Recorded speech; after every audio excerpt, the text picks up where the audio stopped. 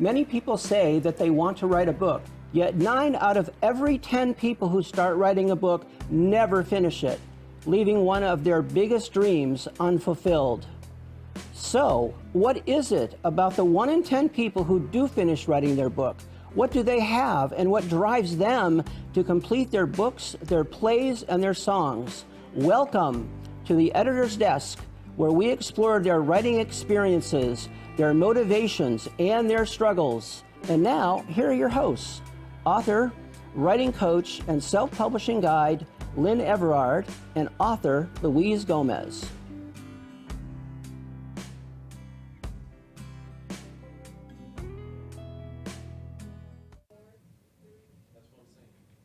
Hello, everybody. It's Thursday at 5:30 p.m. in the East, and you are watching the Editor's Desk. I'm Lynn Everard. Hi, everybody. Thanks for tuning in. My name is Louise Gomez. Today we have a fascinating show for you. It's also something that we recognize that a lot of people have been through, and it's just this whole issue of grief. And we have one of the most perfect people we could ask for to come and talk about this topic, but we also have someone next to me that knows a thing or two about this. So, Louise? Yeah. So when you told me about the book from Dr. Watson Jordan, Mine, Ours, and Yours, and you told me it's about the death of a child, it brought me back 25 years to when I lost my first child, my newborn. And it's just that gentle reminder that, oh yeah, it happens to other people. Let's hear how they have grieved and what they, have become through the process, because it definitely is a transformative process. You are not the same person coming out of it as you were before. So reading his story was just such a beautiful takeaway for me, because I know that men and women grieve differently when it comes to the death of a child. So I want to introduce Dr. Watson Jordan. Hopefully he's there. And how are you? Thanks for coming on to the show. You're welcome. Okay. I'm glad to be here. Yeah. Well, that's terrific, Watson. We're really excited to have you, and it's so funny the way that timing works out with things, because our guest last week, we discovered at the end of our show, she had the same experience that Louise had. And so you just never know, but like we always say, there's no coincidences. So we know that your book and your presence here is going to help a lot of people. So maybe you could start by giving us some of your background. Sure. I grew up in North Carolina. I eventually graduated from Wofford College and moved to Washington, D.C., where I met my wife. So that was a key. And then we were very fortunate. We wanted to start a family, and we were able to start a family. And we had a son, Paul, and then a few years later, we had a daughter, Caroline. And after that, we later had William. And so the book is about our life with William, and that his life with us really changed me in kind of this massive way. And the book talks about it, but I currently run the Resilience Initiative, and we promote resilience around the world. And I work with bereaved parents as part of that resilience work. The thing that happened, the moment when it really kind of turned, I was running at the track, which I did on a regular basis. And, I think like most people, if I sit down at my desk and go, I'm going to have a really good idea, a good idea has never come. Not on your But terms, right?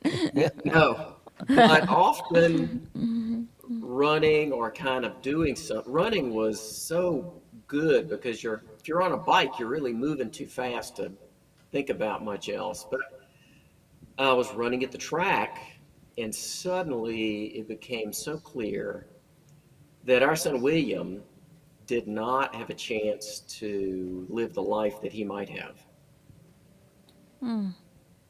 But if I could help someone else have a life they never would have, that felt right to me. So all of my work since then has been with that as kind of the real wind in the sails. That's what I'm hoping to happen. That's the impact I have in mind. So that's a quick story. I love how you have resilience expert, and I would venture to say anyone who's been what you've been through, I've been through. I gave birth to my situation was a little different. I gave birth to a stillborn at her due date, 9 months. So it was a little Mm. different because I know your son lived a little bit long, had a little bit of a life. So I always remember, because I did go to that group therapy as well at the hospital with couples, and I always remembered talking to the wives, and we said, oh my God, men grieve so differently. So I am so grateful that you wrote your book so that you can share with other men, especially other men, you know, your experience of your grieving process. And that's not to say that everyone has to grieve the way you did, but at least you opened up the space, you became vulnerable, and you shared with others what you experienced. And I really want to, thank you for that. And thank William for his impact that he had, because I wouldn't be meeting you here today, right? If you didn't write your Absolutely. book. Yeah, So, and that what you mentioned was quite intentional. Uh, yes. in the wake of William's life with us, at some point, I started looking around to try to find a path forward. Because everybody, you kind of go, I'd like to do something. I'd like to do something about this, and then you kind of go, well, you're out of luck because there is nothing to do. It's already happened. Yeah. But there are things we can do. And in fact, the work I do now is based in part around, yeah, this is not the last thing you'll do, but you can do something, working with someone. I have a soon to be completed online kind of self-paced course with different activities because it's not linear. Right. But in that process, I was looking around and I went to the bookshelf and I looked at all the books on the bookshelf, and this was a while ago, and there were a million books written by women Yep. and mothers about grief and about this specific type of grief. And there was two other books written by men, one of which there was just a man had written a chapter. So I was like, man, that's we can do better. And certainly I would go, there are things that a mother can share with another mother that Right. a father can't.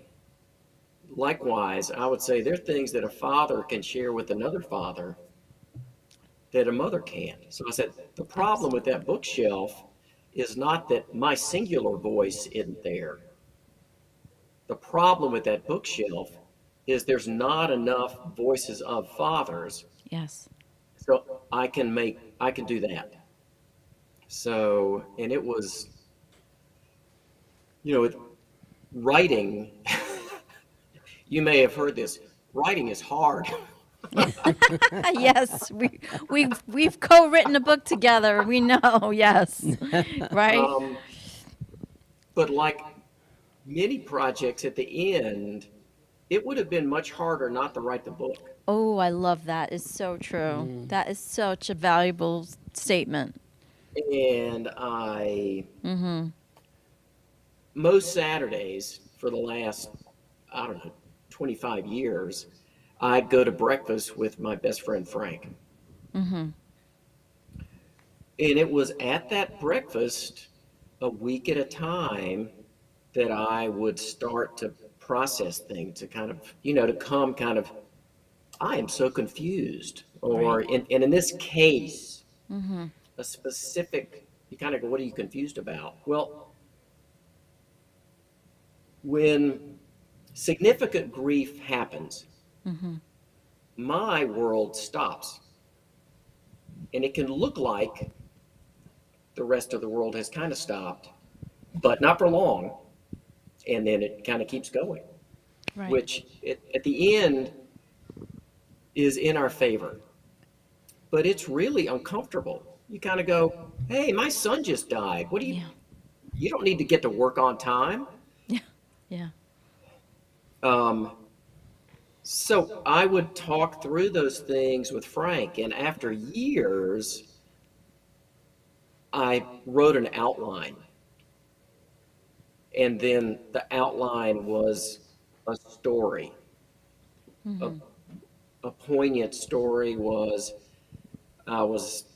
William had been dead 8 months, maybe. It was winter then. Um, that may be wrong. But a guy had wrecked at night and died in a snowbank. And I was Mm. listening on the radio to the news. And for the first time, I felt like this great compassion for his family. Yes. And then I went, I'm not alone. I'm not the Mm-hmm. only person who's had this great loss. And it really shifted to feeling I'm a part of the world again, Mm-hmm. where something horrible happens every day. And something horrible happened to me. That doesn't mean it's an everyday occurrence, but I'm a part of the world that has experienced something horrible. And it was a shift kind of away from the inward looking Mm-hmm. to participating in my community again, which at One of the end, Mm-hmm. that's where hope lives.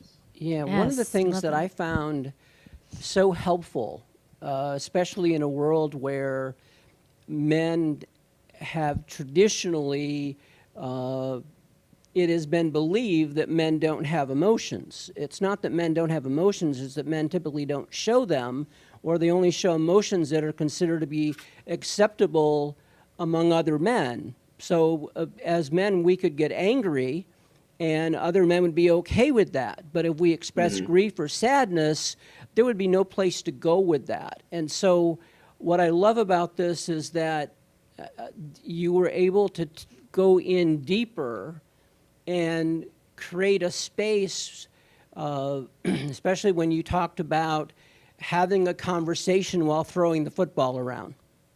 Mm-hmm. That to be able to open things up and to help the men who read it to not only feel what they feel about what these difficult things that happen, but to know that it's okay to be able to have and express emotions over these things, in emotions that maybe they historically or traditionally did not express or did not feel safe in expressing. And then you have your experience, and then you show up with this book. So I think this is fantastic because, like I said, I think we've been under this mistaken idea that men don't feel. And that's not true. Men feel a lot. Mm-hmm. We just haven't felt safe expressing it. Yeah, there, for me, there are kind of two pieces to that I have a comment on. First, we live in a society. There are kind of societal norms and expectations. And what I felt after William died was I have to take care of my family. Right. I need to be there for my wife. I need to I can't disappear because I exist in this little piece. And it's easy to only want to stay there. And it's challenging to find a time, and that kind of led to the title of the book. Um, there was a movie, I think it was Yours, Mine, and Ours, about this family that comes together. And I thought that was an interesting look at they're two, there's a mother and a father, and together there's something more. Right. So the title came from mixing that up a little bit, where my Greek was I had to find a way to move forward. And in one of the in one of the chapters I go, and in a marriage, you got to understand it's a mess, and that's okay Yeah. because you can work from it's a mess because people kind of go, okay, but there might be a day where my wife had had a pretty good day, Right. and I would come home just destroyed. And there is plenty of times where I need to share with her what's going on. But some point in there, and I think, Lynn, this gets to your point, when I could bring in other men that I could talk with, she wasn't the only support that I had. So I went from kind of that singular support, which is critical at kind of ground zero. But as you move forward, if you have a few more stakes in the ground, then I have different places to receive, to share that and to get something back and to connect with different people. So it doesn't necessarily mean that if she's had a good day, because it's not that when someone else shares it with you, it brings you down. But in that situation, there's a point where I felt like you got to talk to somebody else. I need to Yeah. finish dinner and go to bed on time. So finding a way to expand that, and the throwing the football was literally my son and I did that. But I noticed there's this great comedy routine called Defending the Caveman. And I probably never laughed harder than when I went to that. But the premise, and this is a generalization, and like all generalizations, there's some truth there that we can learn from. But in caveman times, cavemen would go out to kill a bear. And if you're super chatty on a bear hunt, you get killed by the bear. Right. So there's much more comfort in some talking in activity that's a little bit more passive. And again, in this comedy routine, which I think there's some funny truth to, in caveman time, women would stay and get nuts and berries. So they would just be picking nuts and berries, but they could talk all day, knee to knee, face to face, that type of real face to face connection. And I found that lots of times men on a walk talking can be more fruitful than sitting knee to knee. And certainly my son and I throwing the football is an example of that same thing, which is not to say men can't connect that way. But when you're really struggling, I needed to find ways to connect that were easier for me to connect, not more difficult. It didn't need to be connection training. Right. It needed to be, I need to find ways to connect with other people to continue to process this. Yeah, it's a journey that unless you've been through it, it's challenging to even get the concept. But what you touched on before, Watson, was that after it happened to you, when you heard of the death of another person, all of a sudden your compassion, right? I believe our levels of compassion, that's something that for sure I became a much more compassionate person having gone through that experience, because it's like you see life through a different lens now, right? Yeah, I And mean, it's real world empathy. yes, real world empathy. You So kind of go, one of the yeah, questions I have for you, Watson, is, and I didn't know you back before this happened, but did this whole process do any, did you feel yourself opening up a little more on an emotional level than you had previously, or were you always, at least had some idea of how you would go about handling things? I had some idea, but it was a joke. I mean, because it's nice to laugh about it a little. Sometimes things happen to us in life that no matter how prepared we are, Right. we're completely unprepared for. So an easier to maybe digest example is marriage. Because when people talk about, oh, we've been dating for a while, we've been living together, we're Right. ready, I know what marriage is like. And I go, well, you may be ready to get married, but you don't know what being married is like until you've been married for a while. True. Um, yeah, so it required me, and I think a real takeaway point, it required me to grow in ways that I didn't plan on. And looking back, I think if we're not willing to do that, especially with the death of a child, and Yeah. I'm not a person that goes, oh, you can rank grief, and this is the worst, and this is kind of number 3 of the DEFCON list. Most people have had something horrible happen, Sure. and my heart goes out to them.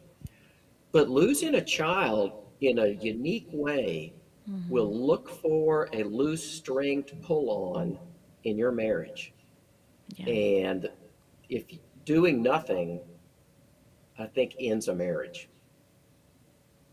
Yeah. So I really felt called to find some way to for me to grow and then to support Megan in whatever she felt like was in front of her, but to tangibly, literally find things to do together to work on this. And that ended up being a pastoral counselor. It ended up doing some talking, connecting with other couples. And in the book, it also ended up being doing things, raising money for a scholarship. Yes, I was going to ask if you can share about that. That was a great story.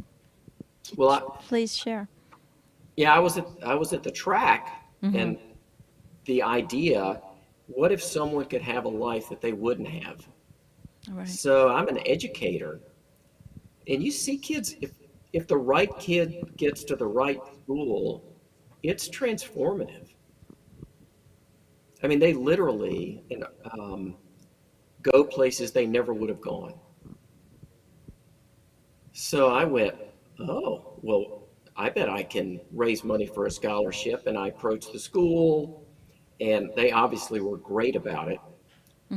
But we slowly built a scholarship, and I like staying active. And so somehow I thought, oh, we should have a triathlon. And I'm clearly not an Olympic athlete, but it was fun to work on. And I think when you do things like that, if it can be more participatory and a little bit more of a fun story, then that made the fundraising and the event a lot more fun. So Paul, my son, ran the first one with me, and Megan and Caroline, our daughter, participated in the next 2. But it was something we could do together for William, trying to find the right way to keep that in mind, to not, well, thinking about it, there's a middle ground between you got to keep living your life, but on one end, you don't want to forget about your son. Right. And on the other hand, I don't want the entirety of my life Right. to be about William. It needs to be the right size part. So finding a way to keep that balance. And the triathlons and the fundraising and the different events were fulfilling ways to do that. And inviting the family to all participate together. What a Right. beautiful way of healing the family as a unit, so everybody Yeah, feels that they participate in. Mm-hmm. Yeah, that it also balance is gave, really important. yeah, and it also gave other people a chance to help. Because when this happens, people want to do things. Yes. Yeah. But, how much meatloaf can you have? Yeah, I was going to say, I got tired of people bringing food to my house. I was like, leave. I don't want any more food. Yeah. I remember that, So, yes. but finding ways to providing a path for people to participate in support, because big things impact a lot of people, Yeah. that are, so that was fun. And it got our attention towards a future that we had some influence over, and making William's life kind of richer and more meaningful. Absolutely. Yeah. So Watson, as we start to move toward the end of our show, is there anything you'd like our audience to know about that you are doing that perhaps some of them might even be able to participate in?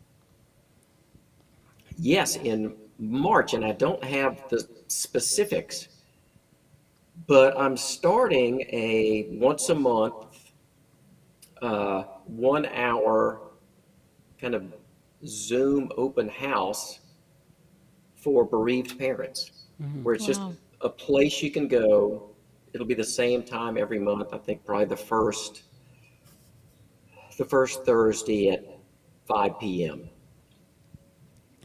And if you would provide us with information on Please that as do. you get closer to it, we'd love to post it on our Facebook page and let our audience know about it. Yes. And I think that the second thing, in June, we are launching an online curriculum for bereaved parents. And Oh, again, nice. it's just, it seems, what's the right way to put this? We have this desire to do something. And it's an event where there's not a lot you can do. So the coursework is designed to be a first thing that you did. So, and it's not designed to kind of go, oh, well, when you finish this course, Right. you'll be done. But it is the type thing where you kind of go, and it's self-paced, because the big pieces are we need to look at our story. We need to share our story with someone else. We need to share it with our spouse. So there are different pieces that are very doable, but those are the two things that I'd want people to know about that. Thank you for that. We're Or on deck. We're definitely going to share that information on our group, on Yeah, our Facebook page. Absolutely. And I would like to even participate, maybe even just see what it's about, and just to give people hope, if I can go through it, it can be done, yeah. Resilience. We If you cannot be alone. Yes. Yeah, Exactly. absolutely. And Dr. Exactly. Watson Jordan, we are so grateful that you Thank joined you. us this evening on the show. And next week, if If you've ever wondered if plants can sing, Oh, yeah. we have a guest next week that you won't want to miss. Her name is Nandini Nandini. Gosine Mehru, and she wrote a book about a young girl with a love for plants, and specifically a love for plant music. And thank you all so much for Thank joining you. us tonight. Thank you for tuning in. We look forward to seeing you next week. Good Have night, a great everyone. night. Bye. Imagine rediscovering a past life. Now imagine finding the person you shared it with. And I just told all my friends, I'm like, you guys have to read this because I can't put it down. And I have not even gotten to the half of the book yet. We are Lynn Everard and Louise Gomez, and we are the authors of the book, The Reuniting of Two Past Lives and the Unveiling of the 12 Sacred Lessons. We invite you to purchase the book and discover the magic. Even if you have never written a book, you are still an author. In fact, we all are. In every moment, each of us is writing our own unique story that we call our lives. Because many of us are, as in the lyrics of the Dan Hill song, Sometimes When We Touch, writers still trapped within our truth. If this is you, why not start writing your thoughts in a journal? It will help you get your truth on paper and could just be the start of your own book. And don't forget to join us here every week for the next edition of The Editor's Desk.